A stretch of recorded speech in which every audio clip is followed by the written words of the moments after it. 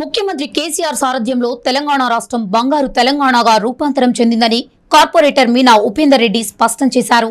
CM KCR 67వ జన్మదిన వేడుకలను పురస్కరించుకుని కోటి మొక్కలు నాటే కార్యక్రమంలో భాగంగా తమ డివిజన్లో 1000 మొక్కలు నాటినట్లు తెలిపారు. స్థానిక ఎమ్మెల్యే మైనంపల్లి హనుమంతరావుతో కలిసి భవన్స్ స్కూల్లో మొక్కలు నాటారు.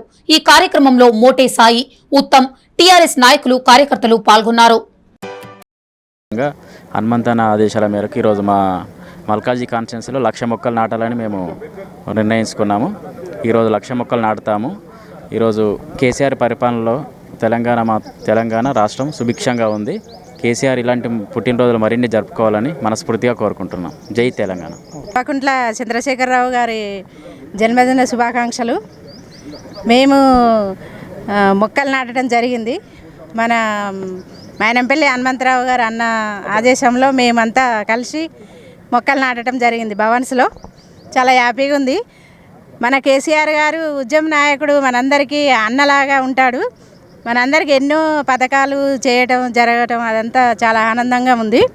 ఈరోజు అన్నగారి బర్త్డే శుభాకాంక్షలు. మహిళలు మామూలుగా ఇప్పుడు ఒక 30 మెంబర్స్ ఉన్నాము. జెంట్స్ ఒక 100 మెంబర్స్ ఉన్నారు. అందరం కలిసి మేము కలిసికట్టుగా ఈరోజు చెట్లు నాటడం జరిగింది.